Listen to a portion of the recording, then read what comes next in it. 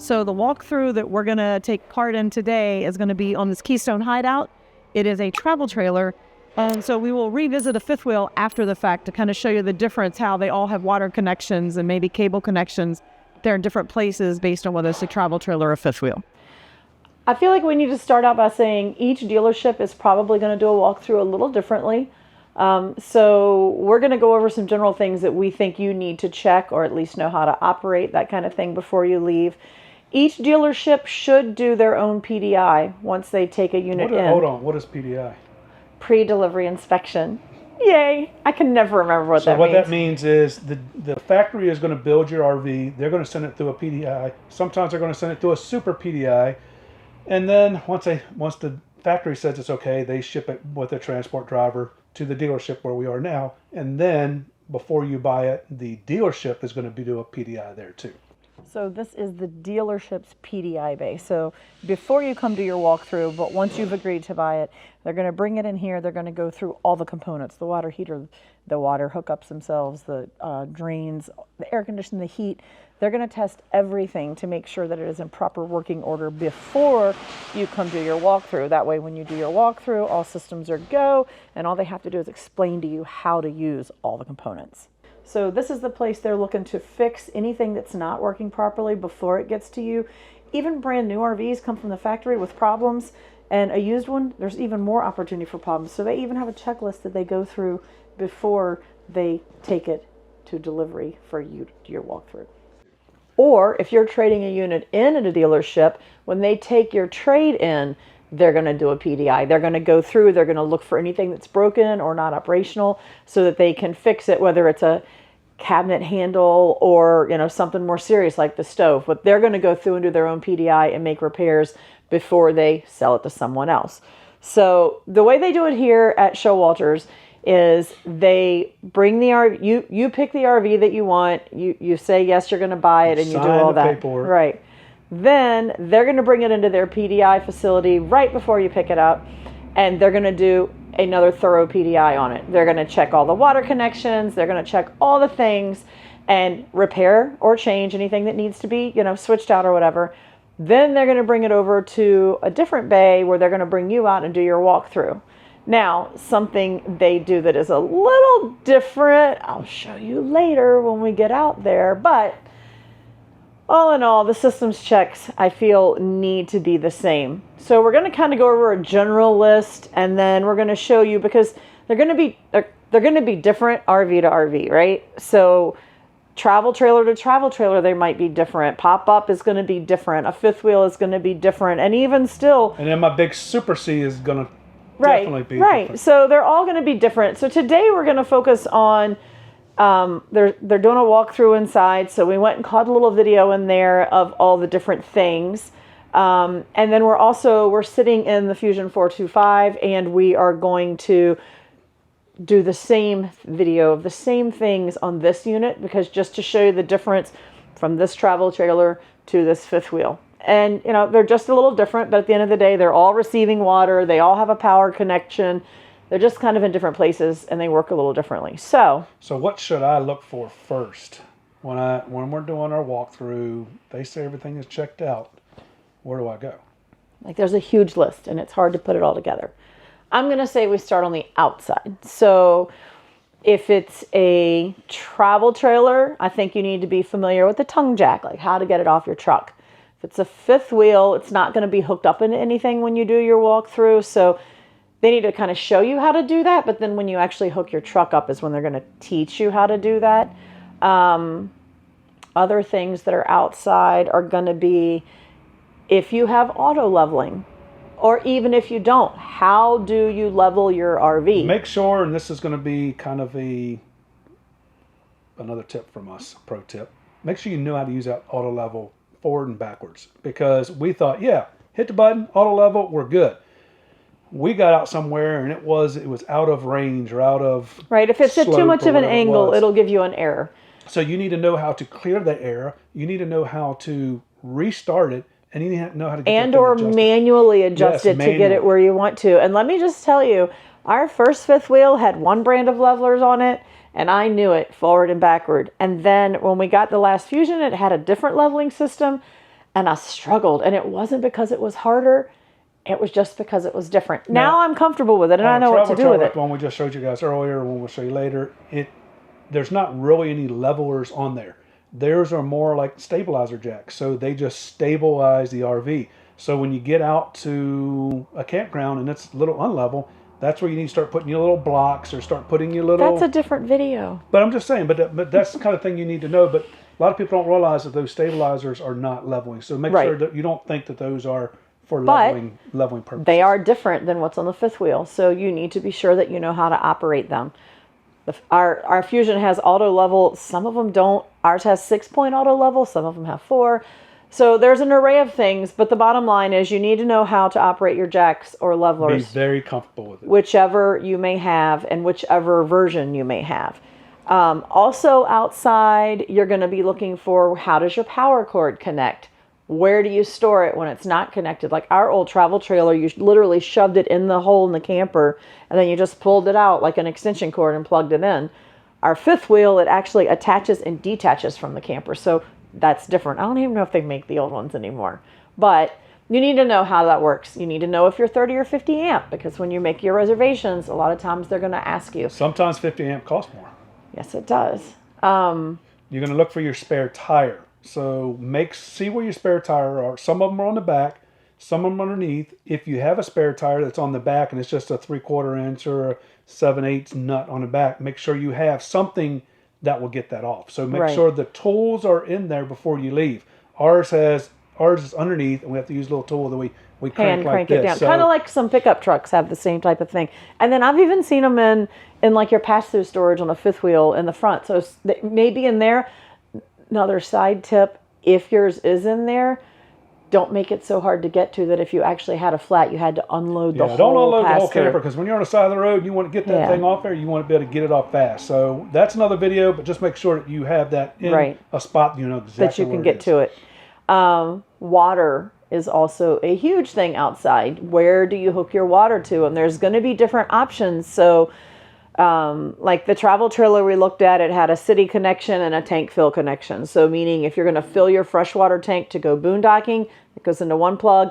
If you're going to fill if you're just hooking up to use the spigot at the campground, that's a different one. And our fifth wheel, you plug it in, but then there's a series of switches that are this way for that and that way for this. Perfect. I'm glad you said that. So inside, like especially fifth wheels, the travel trailer we just looked at doesn't really have that option, but there is different knobs that you need to turn if you have city, if you're running off the tank, which is the pump, the tank that's underneath, or you're getting ready to winterize it. So there's a winterizer, there's a city, there's a tank. There's all kinds of different ways to set the configurations on there for your water. So don't just think screwing that thing on, turn the water on, you have water. Speaking of that, winterizing is also a very important thing. Unless you're going to stay somewhere warm where it's not going to get cold, you don't need to winterize.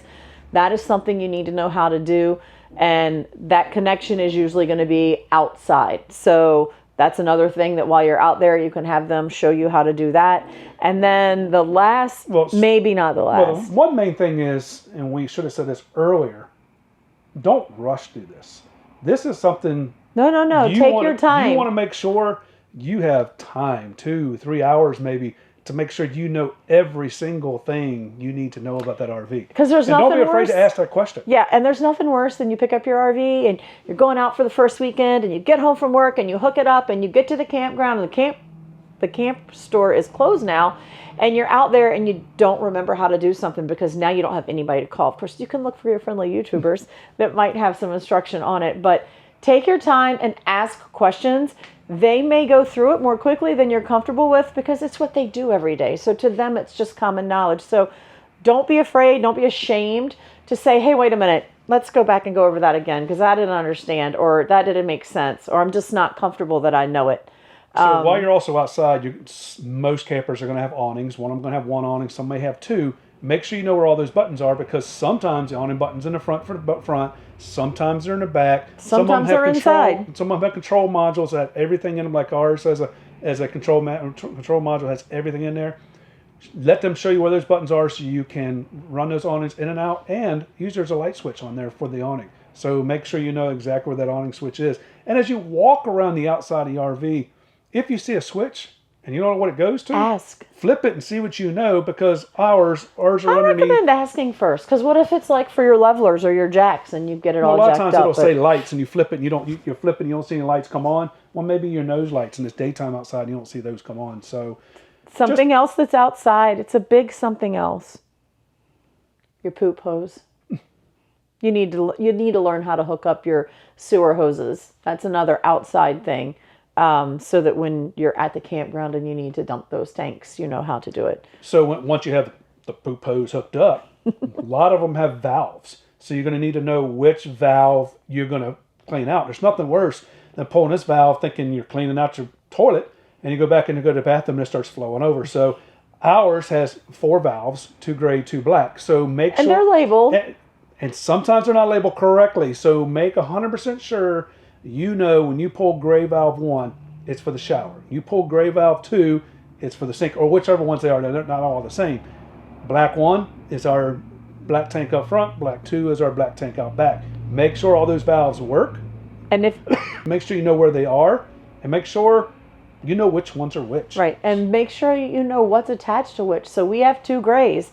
One is the shower and the bathroom sink, I think. And one is the kitchen sink.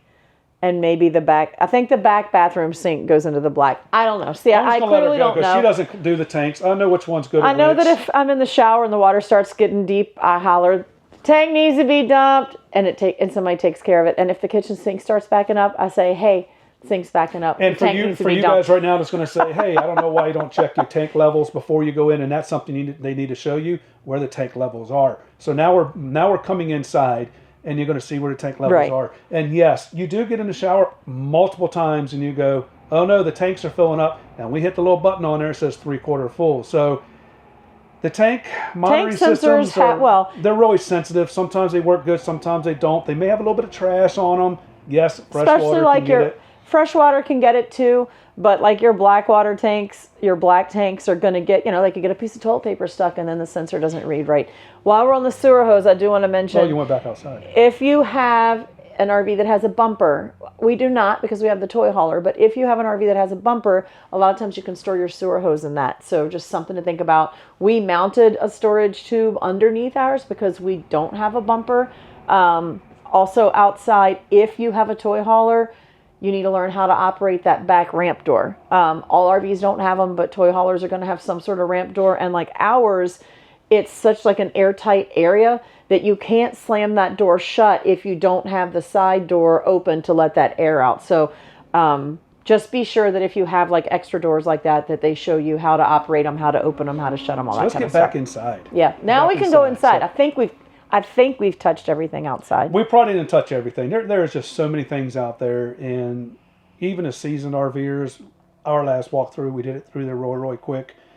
And we had some other things we're going to really talk about that we didn't really know about, and once we got up there, it's like, uh-oh, we need to try to figure this out. So once you get inside, you want to do the same thing. You kind of want to walk through the whole thing. You want them to show you, especially the TVs. A lot of TVs now have sound bars on them.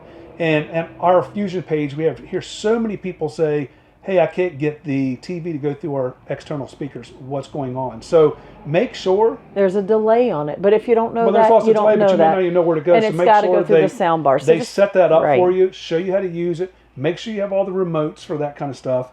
If you have a fireplace, make sure they show you how to turn the fireplace on, how to turn she still to this day will hit the fireplace. I struggle with the fireplace. It's not getting warm in here. Why? Because the fan's not blowing. But that's a side note, because a lot of people don't realize that the fireplace actually puts out heat. It's like a space heater. It just looks like a fire. It's not really, but it does put out heat. So you're going to want to know how to operate that.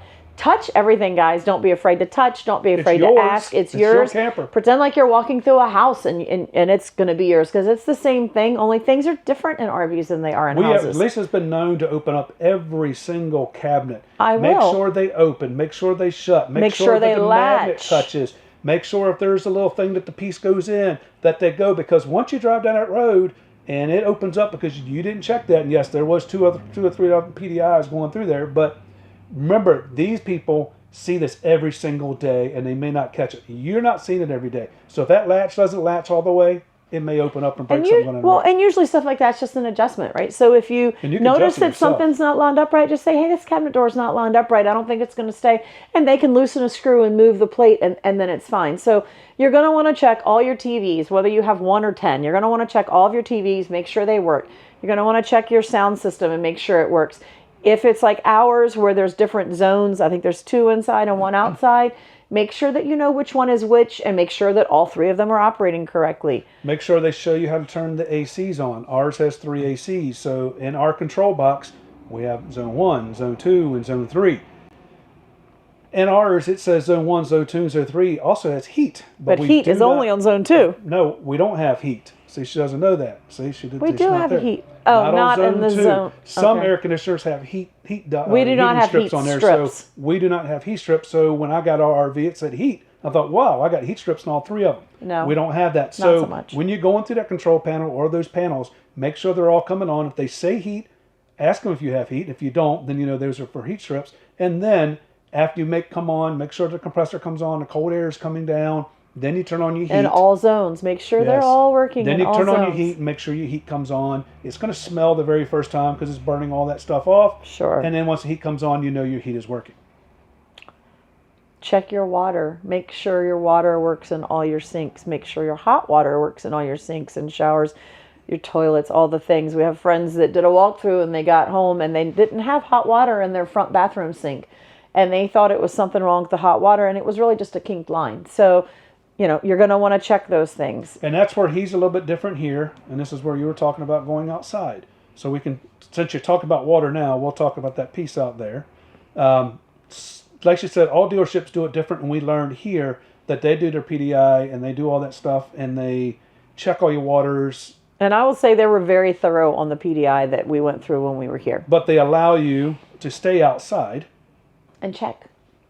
So he spoiled my whole piece that we recorded outside. But when you go through your PDI here, they've done their PDI. And so they're going to walk through and show you how to use the components. And then you can see this piece right here. you can see this piece right I didn't spoil it.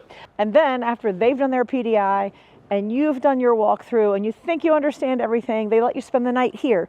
They have water electric sites and they have a dump station on site. So you can spend the whole rest of the day, the whole next day, familiarizing yourself, checking things. And if by chance you find something that they didn't catch in their PDI, you didn't catch in your walkthrough, or maybe you learned that you didn't remember how to do something, they're right here the next morning for you to walk in and ask them, have them take a look if something's not right.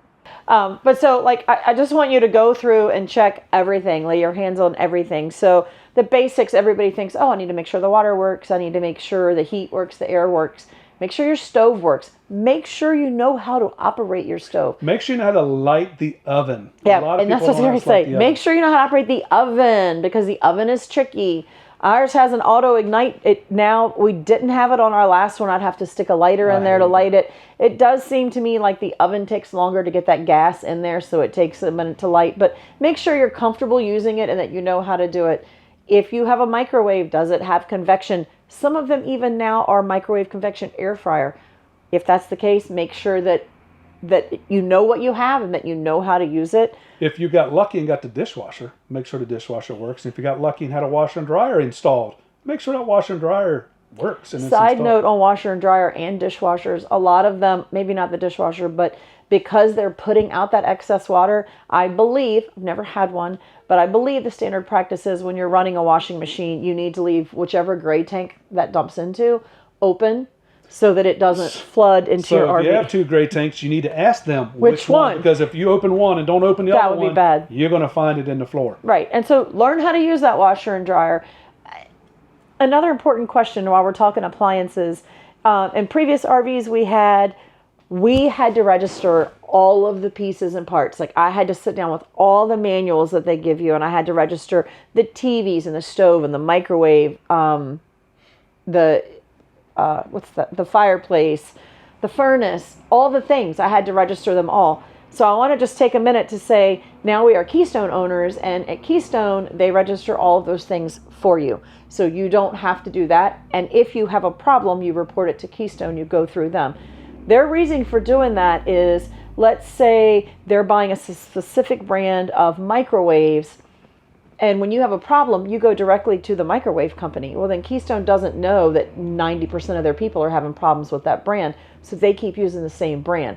If you go through Keystone and say, hey, my microwave is messed up, then they can track how many problems people are having with a certain appliance or any kind of piece in their RV. And so then they can look at buying a different brand or working with a different brand that they're not going to have problems with. Make sure that you also have them go over your slides. Bring out your slides in and out. You know, there's electric slides, there's hydraulic slides, there's slides with cables, rack and pinions. There's all kinds of different slides, and your camper may have 2 or 3 different types of slides. Right. So listen to it as they bring it in and out, because the hydraulic slide is going to sound like this. They all electric sound slide's going to different. sound like that. And if you don't know that, and you come up for the first time and hit that button, you hear that, brrr, and this one goes click, click, click, click, click, click. You're going, uh-oh, something's wrong. It's nothing wrong. It may It's not be it's something it's wrong. At the end of the cycle, pushing it out. So get them to bring out the slides in and out. Get them to show you everything you need to know. And get them to show it. you if you are in a situation where your slide won't Yes, go this in or is out. huge. There is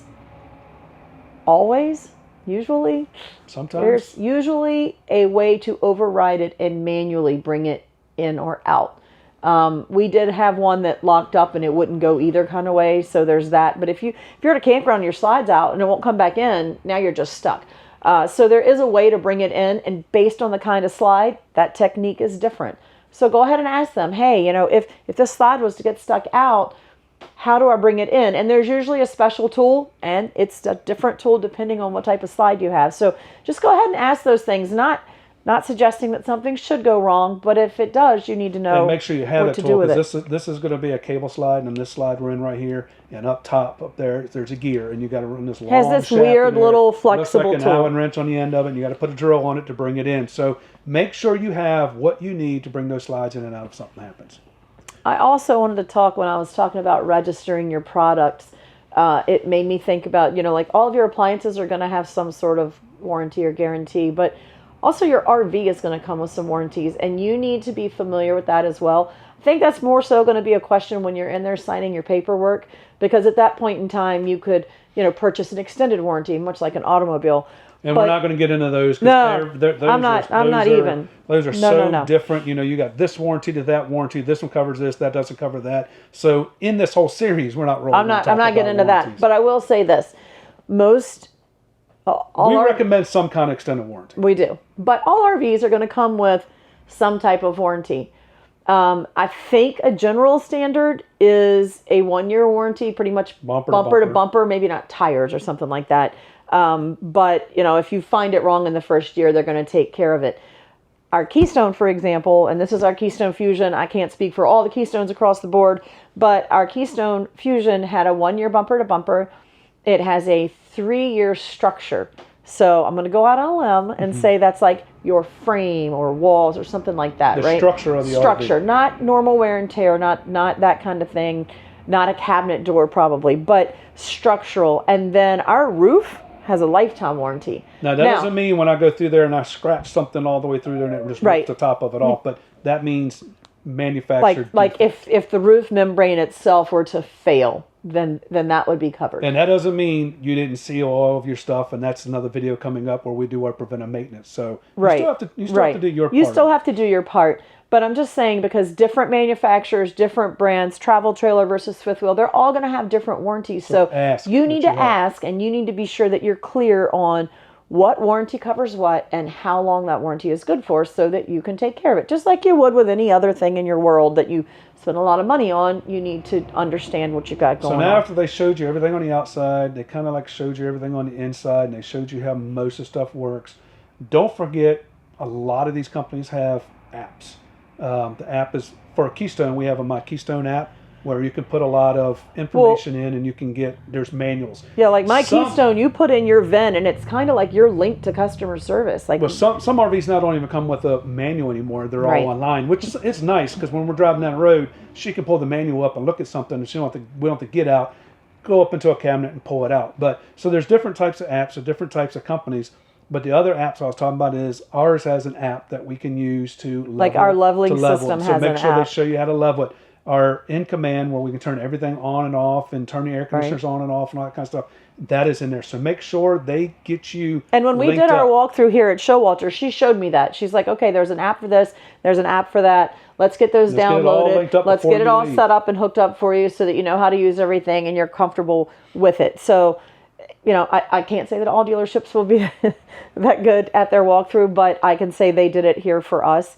I thought of something while you were saying that. Oh, I did want to circle back. So a plug for Keystone. There is the My Keystone app. You put in your VIN number and it kind of like, it will link up. I think it even tells you what apps are available for your particular RV based on that. But then Keystone also has a lot of how-to videos. So like things we're going to go over in this series, they have a lot of how-to and just kind of general maintenance, like how to caulk and just like he said, we're going to do a series, you know, we're going to talk about those in another video, but like how to caulk your roof, how to drain your tanks, how to do this, how to do that. So they have a huge library of kind of do-it-yourself. So even if you're not a Keystone owner, you can go to that and learn. Caulking a roof is caulking a roof. There's nothing a whole lot different. Repacking your bearings is repacking your bearings. So they're all the same there. So I will say some of the other little things that maybe you don't think about. So like we have In Command, which is, you know, like on the wall. It's a little computerized thing that we can see all of our tank sensors. We can turn on our tank heaters.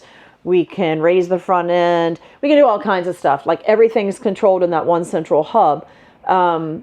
But some of them are going to have like actual buttons to run your slides in and out and to do some of these things, buttons on the walls. Some of them, like you have your fantastic fan, usually it's above the stove. Usually there's one in the bathroom. Ours that's in our living room is controlled by the In Command, but the one in the bathroom, one is by a switch because the ceiling's tall. The one in the front, you actually turn it and turn the button on.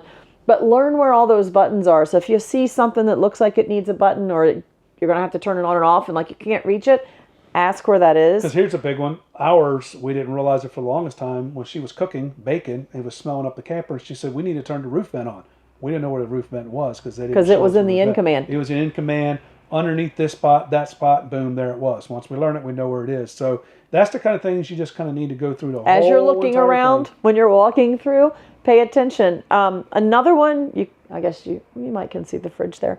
Another one is your refrigerator because there's different types of refrigerators. We have a residential. There's LP, there's 12 volt, and there's residential. And so the LP is going to be gas, right? But they're going to run off of propane or electric.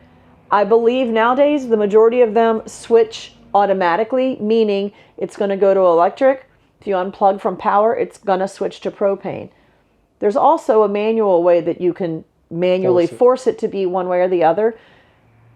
You should ask how to do that. Make sure you're comfortable with that process, just in case for some reason you want to manually switch it. You need to know how. We had friends that the switch got messed up, and so it wasn't switching on its own, and they didn't know how to manually switch it. So again, not something you hope is going to happen, but it could.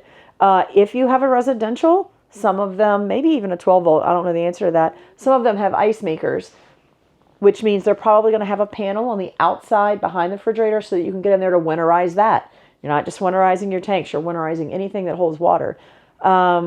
And I think maybe one last thing. The other thing you want to make sure, because I can see some here, keys. Make sure all your doors lock with the key that you have. Some campers use 3 and 4 and 5 keys, so make sure you know what key unlocks what. So just make sure you lock every door, unlock every door. Lock every door, unlock it. Make sure everything, the keys are working correctly. I know. I also want to talk about furniture. So some furniture nowadays, has the little switches for massage and heat and lights. When we got ours, one of them didn't work and one of them did, and it was as simple as underneath the couch, they plug into one another, and that had been unplugged. So just try all the things. If you have a sleeper sofa, make sure you know how to unfold it and fold it back. There's a lot of different ways to fold that sleeper sofa out. If you have a toy hauler, make sure you know how to operate like the Happy Jack system or whatever bedding system you have back there. And I hope we haven't forgotten anything, but there's one more thing. Well, basically the best thing to do is just walk from nose to tail, front and back, and just put your hand on every single thing and take your time. And don't be afraid to go on the roof and see what's up there. See what it's like. If see it's what you need to do to maintain. Yes. That's something perfect to ask. Is my roof walkable? Right. And the roof is my lead-in to solar. If your RV comes standard with any amount of solar on it, be sure that you know what you have. What is that expected to do? Like, is it just enough solar to keep your batteries charged, keep your electric fridge running when you're going down the road, or do you have like a Mac Daddy package that's supposed to run your whole system? On off? Do you know where the inverters are on or off? Ours, when we first got ours, only had 7 outlets that were inverted. Do you know where those 7 outlets are? Yeah, which only ones? 7 outlets are that going to work when you're on solar. Every outlet won't work. So and then your solar, it's going to have some kind of control panel somewhere. It may be uber small. It may be something really complex. But be sure that wherever it is, that you know where it is and you know what the readouts mean. Like, does it mean you're getting low? Does it mean you're fully charged? What does it mean? And then also, it reminds me of something we forgot. You forget a lot. See, it's generator. So easy. A generator. We have solar and a generator, but you could have either or. If you have a generator, make sure that you know, number 1, how to operate it. Number 2, is there a setting? And if so, how do you set it? That when like you run out of power, it automatically comes on. If you have solar, when it gets down, your batteries get down to a certain level where the generator cut on.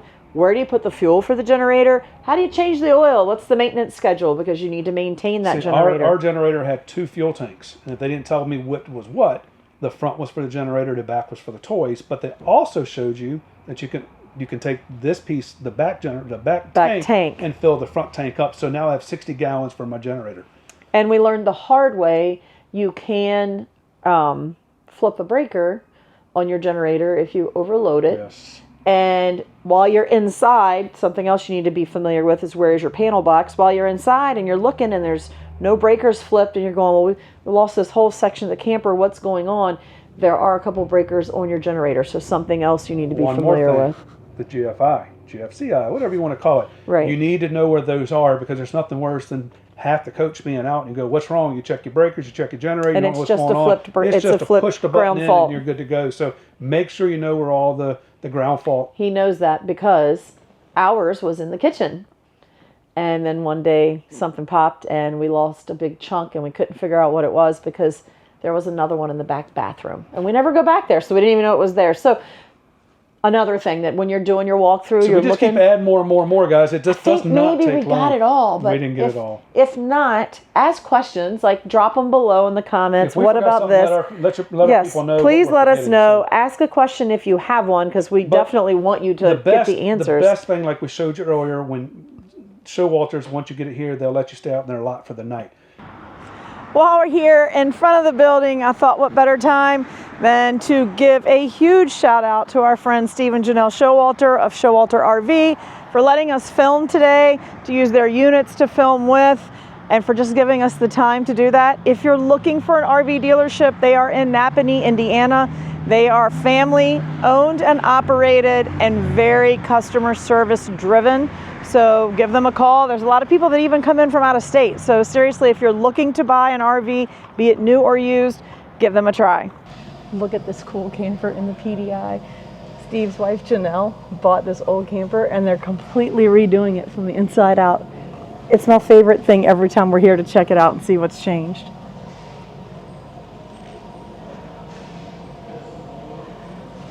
If a place doesn't have that, the best thing to do is go to a camp spot somewhere right down the road.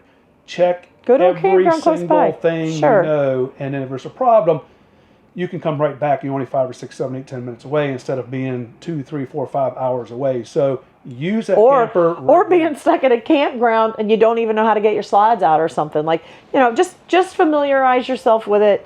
Be comfortable with it. At the end of the day, don't stress over it too much because you can always call. You can always phone a friend. This is really stressful, and this is why we had to take this video off of the last video where we talked about, because it's so much. Yeah, where we talked about buying it and getting it and all that kind of stuff. So now that you got it, now you got to walk through it and you got to make sure everything is okay. We've seen the people in the campgrounds that are there the first time and they're struggling, and you go over and help them, and they're so appreciative and so apologetic, and it's just you're so excited to get it. You just want to get it and go. Don't be in a hurry. We did that. Be excited. Enjoy it. But hold on. One more thing. When you get it on your truck and you're getting ready to go somewhere, this is the piece I was telling you guys about 2 videos ago. you need to make sure Before you leave the dealership. before you leave the dealership, for us, especially with a fifth wheel, with the travel trailer, they're a little bit different, but us with a fifth wheel, we hooked up our trailer, and it was raining that day, so we were in a hurry. It was our first fifth wheel. Our We first didn't fifth know. wheel, we didn't know anything. We hooked it up. Everybody said everything looks great.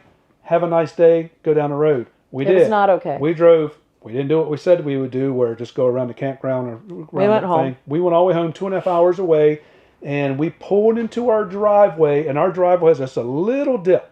Not even No, much. like not even, it's not as low as a dip as a speed bump is high. Like when he says the little dip, it's not Brand much. new camper, first time ever pulling it, and it hit the bed of the truck. Because horrible feeling. Our fifth wheel, the fifth wheel was not up high enough, and the kingpin was not down low enough. Right. So I always suggest at least this much. They say 6 to 8, I think is 6 to 8 Somewhere inches. around this is area the, here, between the bed of the rail to the bottom of your bottom of your thing, and that will get you. That will But get so you into that the curve. is, So that is something your dealership should help you with before they let you leave. They should make sure that your Level. truck and trailer are somewhat level. For a fifth wheel, you want that certain gap between the back of the truck and the fifth wheel. And for a travel trailer, depending on how big your travel trailer is, you may want a weight distribution hitch. And I don't know of a dealership that doesn't sell those. So if that's something you're interested in, you should definitely now, ask. if you have a Class A, B, or C, you can just jump in and you Right. go. If You don't you've have to got worry the about. If big- you have that Super C, you can just get in and you'll go. You don't have to worry about Right. leveling it. That But way. if you So- have a Class A or Super C or something like that, I'm not even familiar with that leveling process. I know it's going to be the same thing. You're going to want to be comfortable with your walkthrough, but I wouldn't begin to know how to tell you to do anything to do with leveling a drivable unit. But it's still the same thing. You still want to see and touch. If Right. there's buttons on it, you want to know what those The buttons same do. rules are So- going to hold true. At the end of the day, we want you all to be out on the open road. We want to meet you at the campground. We want to sit around the campfire together. We don't want you to lose any sleep over doing your walkthrough And and, don't doing forget, it when wrong. you do go to a campground, you can always walk around. You see somebody outside and say, "Hey, I'm new at this. I don't know how to get this thing off my truck." somebody will be happy and you're to gonna help have you. 10 people there Sure helping you you are. get it off the truck. Now, all 10 of those are going to tell you 10 different ways of doing it. But that's okay. At the end of the day, you're going to get it off. You're going to make some new friends. 10 years from now, you're going to sit around a campfire and We you're do going it to all laugh the time. about it with them. Remember the time when we did Remember this? the time we drove in our driveway and we spider cracked the whole nose of our Yes, camper yes, we do and remember put a that. dent in my truck and the camper was brand new? You remember that day? We won't do that again. We remember the day, though. We remember. And that's why we're trying to tell you all what to do and not to do so that you don't have the same So if you're experience. enjoying these and these are helping you, or you know somebody that this can help, make sure you guys subscribe to the channel, please. Make sure you hit that like button. Make sure you ring that bell, Thumbs up. thumbs up, whatever, all the stuff you need And by to the do. way, I don't think we said, he's Jimmy. I'm Lisa. We're with FindUsCamping. And until the next time you find us camping, Safe travels, y'all.